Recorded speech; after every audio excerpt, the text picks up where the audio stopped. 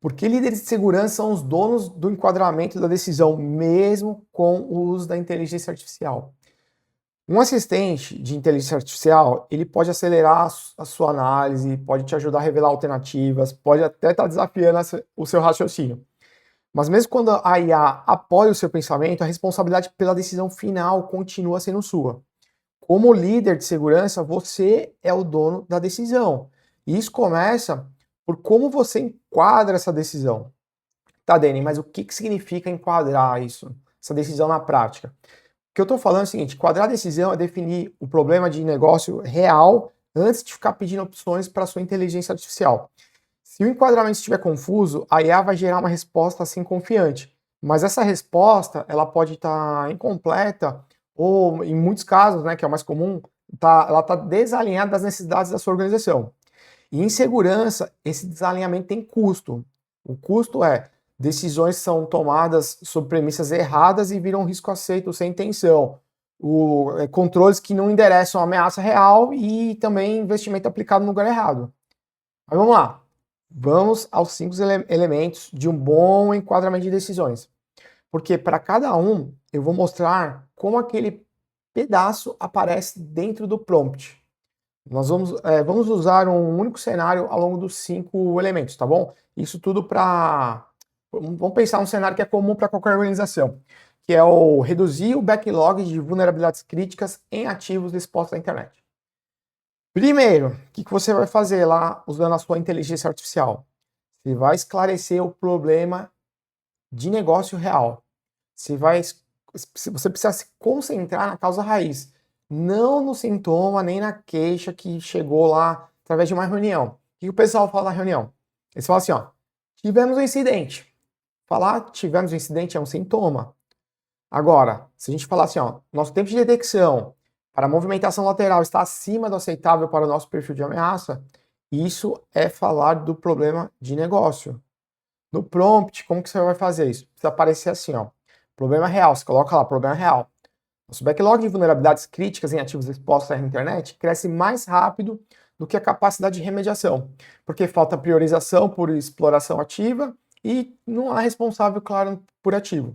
Então você contou isso para sua inteligência artificial. Segundo passo, você vai fazer o quê? Você vai definir restrições. Essas restrições podem incluir prazo e orçamento, headcount, que mais? Obrigações regulatórias de conformidade, compromissos contratuais com clientes e também as dependências técnicas que você tem. Você vai adicionar qualquer limite que for inegociável. Por exemplo, requisitos legais, tem que ter. Exigências de auditoria, tem que ter. Janela de mudança ou restrições de disponibilidade que a operação não pode, na verdade, ficar violando, tá? Lá no prompt, você vai fazer o quê? Você vai colocar as restrições. Vamos lá para o nosso exemplo. A restrição vai ser sem novo headcount nesse trimestre. Isso é uma restrição. Vou colocar outra restrição. Janelas de mudança apenas nos fins de semana. Outra restrição que eu vou colocar. Sem indisponibilidade de produção em horário comercial. E só mais uma, tá? Colocar lá uma restrição que é manter conformidade com as normas aplicáveis. Aí você pode especificar quais são as normas aplicáveis. Legal? Terceiro, você vai colocar no prompt quais são os critérios de sucesso. Você precisa deixar claro o que significa bom e quais métricas mostrarão progresso na sua organização. Então você vai incluir alvos, os prazos e também os limites lá de qualidade. Em segurança, isso costuma ser tempo de detecção e resposta, cobertura de controles, redução de superfície de ataque ou até postura de conformidade. E não apenas falar assim, ó, não, o que eu quero é ficar mais seguro. Então o que você vai fazer? Lá no seu prompt, você vai colocar assim, ó, critérios de sucesso. Você vai colocar lá, no nosso exemplo aqui, reduzir em 40% o backlog de vulnerabilidades críticas expostas em 90 dias. Vou colocar outro critério de sucesso aqui, tá, pessoal? Remediar qualquer vulnerabilidade com exploração ativa conhecida em até 72 horas. E vamos colocar mais um critério de sucesso? Não gerar novas violações de SLA de indisponibilidade. Então, coloquei todos os critérios de sucesso lá no prompt. O quarto elemento que eu vou colocar no meu prompt, colocar agora a identificação, eu vou identificar as partes interessadas que vão ser afetadas por isso. Então, a gente precisa nomear quem vai se beneficiar disso, quem carrega o risco e quem precisa aprovar tudo isso. Não só apoiar, né? Aprovar, né? Também apoiar e também, vamos lá, adotar o resultado.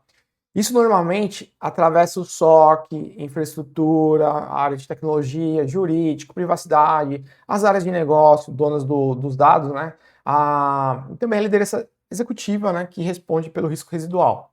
Então lá no prompt você vai colocar assim as partes interessadas.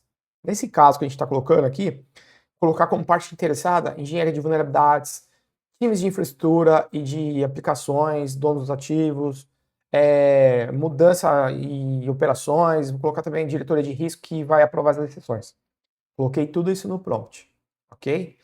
E agora, o último elemento que eu vou colocar aqui no nosso prompt é nomear os trade-offs que a gente precisa estar disposto a aceitar. Porque assim, ó, toda decisão real, ela envolve prioridades que competem entre si. Então, vamos lá, tipo assim, ó, segurança versus velocidade de entrega, cobertura versus custo, controle rígido versus fricção para o usuário, resiliência versus simplicidade. Então, você precisa ser explícito sobre o que vai priorizar e o que está disposto a sacrificar. Enquadrar sem declarar o trade-off transfere essa escolha para a ferramenta. E ela vai escolher por você sem contexto, né? Então lá no prompt a gente vai colocar agora os trade-offs. Nesse exemplo que a gente está fazendo, vou colocar assim, ó. Priorizar ativos expostos e com exploração ativa sobre o volume total de correções. Vou colocar outro trade-off aqui. Aceitar mais janelas de manutenção no curto prazo em troca de redução de risco. Vamos colocar mais um trade-off aqui? Preferir remediação definitiva à mitigação temporária quando ambas forem possíveis, ok? Agora imagina só, vamos juntar todos esses 5 elementos que você acabou de aprender como pedido inicial, ok? Pedido inicial. O prompt final vai ficar assim, ó.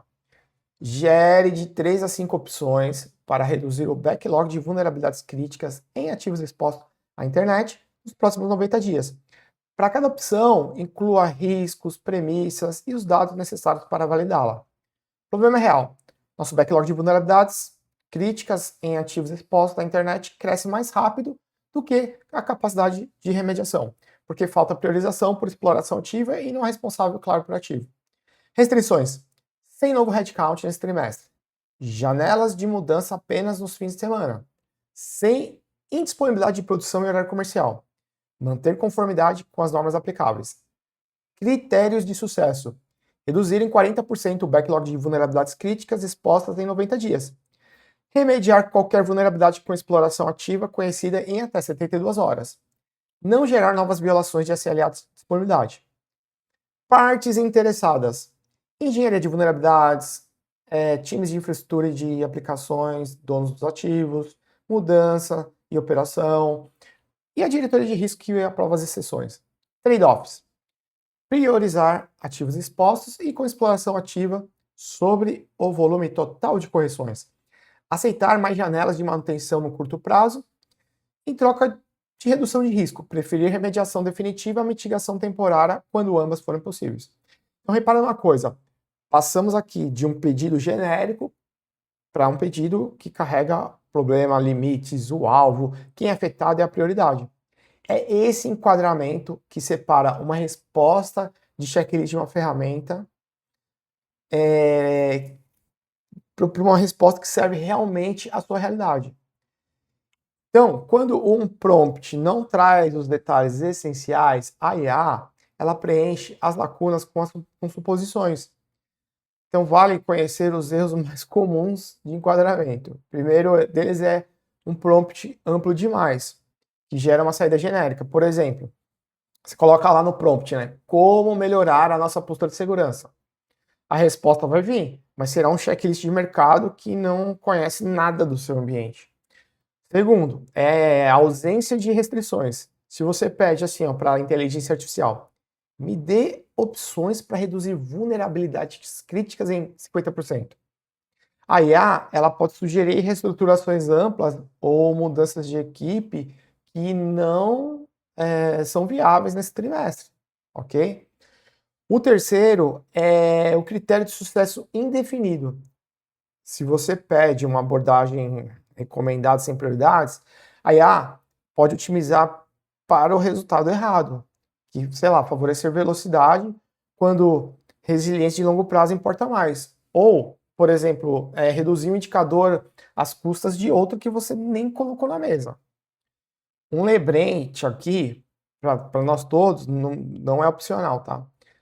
Anonimize dados sensíveis e siga as políticas de segurança e privacidade.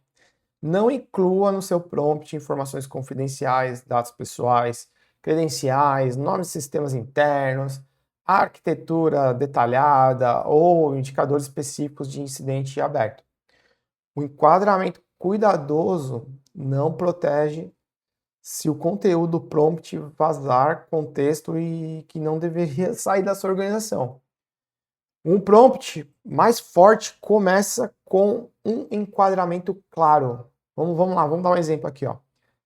Gere de 3 a 5 opções para reduzir o tempo de resposta a incidentes críticos nos próximos 90 dias. A cada opção inclua os riscos, as premissas e os dados necessários para validá-la. Então, você vai fazer o quê? Você vai adicionar 5 pontos de contexto.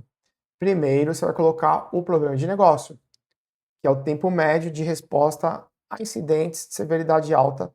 Subiu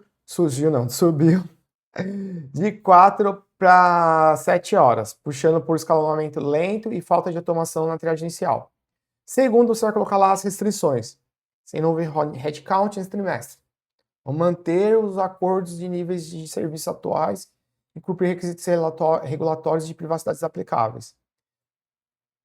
Terceiro, você vai colocar lá a parte dos critérios de sucesso, que é reduzir o tempo médio de resposta de severidade alta para pelo menos 4 horas. Também coloca lá, melhorar a taxa de contenção na primeira hora em 20%. E não aumentar a taxa de falsos positivos escalonados. Quarto, você vai colocar as partes interessadas, que é o SOC, engenharia de detecção, infraestrutura, jurídico, área de privacidade, os donos de negócios de sistemas críticos e o comitê executivo de risco. E por fim, você vai colocar o quê? Os trade-offs. Vai colocar lá, priorizar contenção, impacto ao cliente sobre a investigação forense exaustiva na fase inicial. E aceitar sobrecarga de processo no curto prazo em troca de melhoria estrutural na resposta. Então vamos lá, quando você define o enquadramento, primeiro, a IA ela gera opções com muito mais chance de servir à situação real da sua organização. Então, para encerrar, use a inteligência artificial como parceira do seu raciocínio. Deixe que ela acelere, questione, sei lá, amplie também o leque lá de alternativas, mas você precisa se lembrar de que o enquadramento e a decisão continuam sendo seus. A ferramenta, ela pode propor o caminho, mas quem responde pelo risco é você. Não se esqueça disso.